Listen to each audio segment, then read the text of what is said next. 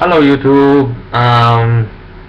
So we're gonna start with the first book that I picked up. I told you last time how I kind of reconnected with the series about Hannibal Lecter, and so the first book I started with was Silence of the Lambs.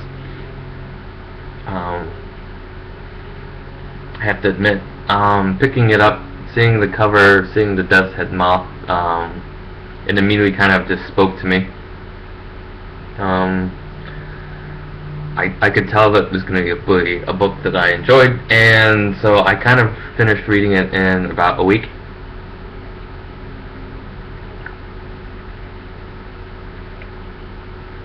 Thomas Harris initially wrote, sorry, I'm eating cake.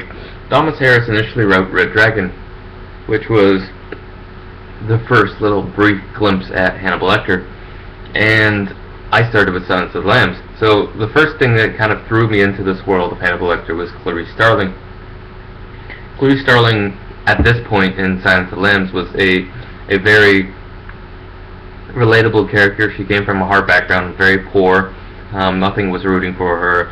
She wasn't, super attractive or anything, although people comment in the book that she was pretty and make all sort of sexual advances against her. But, there wasn't any sort of, beautiful, oh, she's this stunning, ingenious detective. She's a very hard worker. She knows what she wants to do, and her relationship with Jack Crawford is kind of interesting. And it kind of just immediately throws me into the book.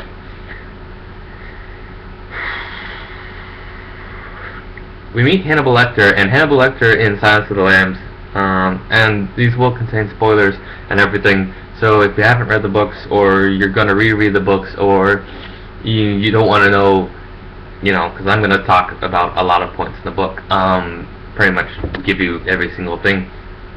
So if you don't want to hear that, go away now. Flee. Run. Shamoose. Okay? Alright, now that they're gone, we're going to talk about it. So, the kind of relationship with Jack Crawford, I really like that. I could tell from the beginning that it was kind of a psychological thing. He was a go-getter, and he was kind of using her, and that's kind of the thing that we see with Jack Crawford through the end. He kind of uses his agents to do the work, and he's really efficient at what he does, and sneeze, at what he does, and he's really good at that. But he kind of comes off a dick. But in Silence of the Lambs, it really seems like a loving relationship with him and Clarice. And so when she goes to visit Hannibal, you're really kind of rooting for her. And the way that Hannibal kind of lets her in and doesn't just necessarily cast her away is interesting, because he is very... The thing that I love about him is that he psychologically deconstructs and basically manipulates and destroys people's egos using his intellect, and that's always appealed to me. I would love to be able to do that to people and just be like, oh, you have mother issues, obviously, and blah blah blah blah blah, and then make them go away crying. That's, I think, the big draw for Hannibal, and he's very Anthony Hopkins did the best portrayal of him ever. I've seen Manhunter, I've seen Hannibal Rising, I've seen all that junk, but Anthony Hopkins, it's hard not to picture Hannibal Lecter as Anthony Hopkins, especially because of all the popular culture and stuff that's kind of saturated at you. But what I love about the description about Hannibal Lecter, especially in Silence of the Lambs, and even in Red Dragon, sorry, this is Silence of the Lambs that we're talking about, is that he is a very small man, and it was very hard for me to picture his age. We talk about it in Hannibal Rising that, he was a child of World War II and all sorts of stuff like that. But it's hard to see him as a, I guess, 40 and 50-year-old guy in Silence of the Lambs. I'm sorry, he would have been about, 40 and near 50. I really see him as this, kind of 37-year-old, very small, very quiet, very kind of mousy-looking, very almost, that very small strength that some people have. He's not a big guy. He has a very small, pristine, white teeth. Everything about him almost doesn't seem non-threatening. But just kind of the cold aura that he puts out really kind of captures you from the word go in Silence of the Lambs.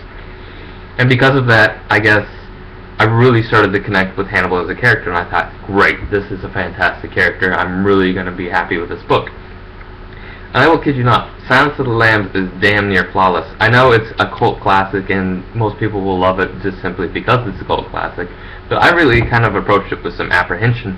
And I was, everyone talks about the movie and everyone talks about the character, and it wasn't necessarily his whole kind of cannibalism or his noises that drew me in. It was more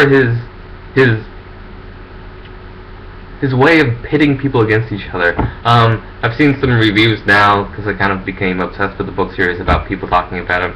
But the best thing about Hannibal Lecter is that he doesn't take sides. He just pits people's egos and brains against each other, and he lets people kind of meander towards each other, kind of like setting two trains to collide, and he just kind of sits back and watches. The great thing that I love about Silence of the Lambs is that it really does have two villains, Hannibal and Buffalo Bill. Hannibal is kind of the supporting character that is helping Clarice in his roundabout way, but you can tell that he's at the same time really sick of being locked up. So him escaping and kind of the side story of him being let on the loose and tricking everyone is a side plot that really hits kind of home, because you, at the same time, by doing that, it really detracts from the storyline of Buffalo Bill. We know Buffalo Bill as this character who is killing a bunch of women and skinning them. And at first, Buffalo Bill conjures up all these images of this cowboy and Buffalo Bill skinning his humps and the old western kind of stories. And then slowly, as we learn more and more about Buffalo Bill, I think that he was actually probably the best character in the Hannibal Lecter series. And of course I'm biased because he is a crazy person who is a recluse and socially awkward and has all sorts of identity issues, and he's absolutely, I guess, in a way, enamored or connected to moths. And some days I guess that's kind of how I feel, and so I guess for me that kind of really spoke. But the thing that I love about Silence of the Lambs is that it hits the psychological points really strong on the head. I'll talk about Red Dragon eventually, but it hits them close to Silence of the Lambs, but Silence of the Lambs gives you the most amount of whoa, it gives you more of that dark side. Characters are drawn and they're bad, but at the same time you can see why they're bad, but you don't feel as much sympathy for Buffalo Bill as you do Dollarhide. So the thing that I like about Buffalo Bill is that we get to see peaks of this character, and we get to see kind of the story from his view as well as the mayor's daughter's view. But at the same time, we don't get the huge backstory. We know that his mother was kind of his hero and the love of his life, and was a, I guess, Miss America or Miss Universe pageantee. And we know that he had this relationship with Raspail, and because of this, we kind of know that he has problems with his sexuality. And the thing that I really love about Silence of the Lambs, and the book particularly, is that it really doesn't make you fear James Gum because of his sexuality. It makes you fear him because of his confusion. In the movie, it does kind of say that he's not a transsexual and that he's just confused. But in the book, it really kind of hits home that he isn't some sort of freak because he has like sexual identity issues. He's this freak because he has identity issues with himself, and so Buffalo Bill, the killer, becomes this person that slowly unwraps, and you realize that he is trying to make a suit out of women's flesh. He's trying to make a woman's suit for himself, and the more that unwraps, it slowly unwraps like an onion, and you can finally actually see the serial killer as what he's trying to do. And at that point, the climax is setting into motion, and all the things are going off like bullets, and you really feel drawn in to the suspense. And the idea that he not only is he this person who is trying to kill these women, these large women, and starve them and make the skin elasticity, you see little brief glimpses of ingenuity in his character. He knows how to sew. He knows about the psychological issues that he's even facing. The whole putting the chrysalis in his victims' throats. Even though chrysalis isn't the right term technically because they're moths, it's always a cocoon. Only butterflies have chrysalises, which is interesting. But the pupa in every single one of his victims' throats, it's about the transition, what he's becoming, a caterpillar becoming a moth. And just the beautiful artistic piece of this guy who is trying to become something that he wasn't born into, but something that he feels, and the cellar and this dark underground, and seeing in the dark like moths see in the dark with his infrared goggles, and the moths floating all around him, and his gun, and the fact that he's madly, he has the one connection that he has in this world is to his dog, and his love for the dog, and it's just interesting, and the way that all the characters are real and not necessarily likable, but just real, and the psychology draws, and Hannibal escapes, and Clarice figures it out and kind of stumbles upon it, and the imagery of the Death's Head moth landing on James Gunn's back, and her seeing the Death's Head moth with the skull, and just knowing that this is the serial killer, and the whole fight underground where he's thinking about killing her, and she doesn't have enough skin, but her hair is really pretty, and just the horror and the fear of every single scenario, and the way that Hannibal kills the guards and puts on his face and assumes the identity of one of the bloodied up guards and then kills everyone in the ambulance. It's just, it's not necessarily not predictable, but at the same time it's happening so fast and it's just so intense that you almost don't stop and go, oh, I know what's going to happen, because you just can't stop reading. And I guess what I really love about Silence of the Lambs is you never really fully connect with James Gumb as much as you do Francis Dollarhide or Mason Verger or Gruda and Hannibalizing. You see little glimpses of him that make you almost understand where he's coming from, but you never connect with him as a character. And the last words that he has in the books, how does it feel to be born so beautiful, or how does it feel to be so beautiful? It sums up the entire character of his being, is that he just is simply jealous that women are able to have their sexual identity, and I guess what he thinks is that he's jealous of them being able to be comfortable in his skin, because the thing about Thomas Harris is that in his best books is that he writes villains that have identity issues, and that's why they're killers and villains. And you can kind of see the psychological issues of why they're that way. And I guess that's why they're such powerful books, is because it really kind of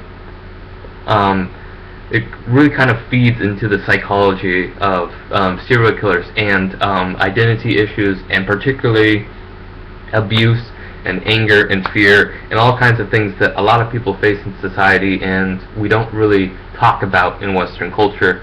And because of that, he really plays off that and puts this kind of fear and intensity into every single one of his books that really just connects with the audience, because it's something that we all subconsciously think about and feel and worry about and wonder, but he pushes it in a way that just really strikes to the core of our hearts. And I guess that's the reason why Silence of the Lambs is my favorite of the series. It's the one with the most intensities. It allows you to see the most of Hannibal Lecter in his truest form. It allows you to connect to Clarice Starling and root for her. At the same time, you feel the empathy for Jack Crawford with his wife dying, and then his love for his kind of star pupil, and his fear of kind of losing her like he lost Graham, and just all connected to kind of the flawedness of the mayor and her daughter's relationship, how she loves her so much, and she's not necessarily this goody two shoes. You know, she has sex with men, and she is willing to seduce her killer to kind of get out of it and all sorts of stuff. And it really just plays at the realities of life, that things are messy and not in our control. And I guess that's just why the series and that book in particular, I think, is the best. Silence of the Lambs is definitely the peak of the mountain of the Hannibal Lecter series, and I believe James Gumb and Clarice Starling and Hannibal Lecter in that book are probably at the most relatable and at the top of their form. In the other books, it seems like they changed a little bit, and we'll talk about that in my next one. But Silence of the Lambs, cult classic, best movie out of the series, best book out of the series. I believe that this is when Thomas Harris really got his formula down, and he didn't give too much information. He gave just enough to keep the audience hungry, and because of that, Silence of the Lambs is this beautiful masterpiece, and I believe a literary gem of a novel. And for that, yeah, Silence of the Lambs will be, I would say, 9 stars out of 10. Great read, fast read, straight to the point, powerful, just amount of intensity, just amount of details, just enough mystery to give you just a really good thirst for the series. And I'm glad that I start there, because it really made me want to read everything that he had written, and it really made me want to just get involved with all the characters. So, yep, Silence of the Lambs, I would suggest picking it up and reading it, and watching the movie. The movie's fantastic, too. It has its issues, but the way that the pace, and Jodie Foster's phenomenal, Anthony Hopkins phenomenal, Ted Levine is flawless as James Gumb. Overall, great movie, great book, fantastic, fantastic story.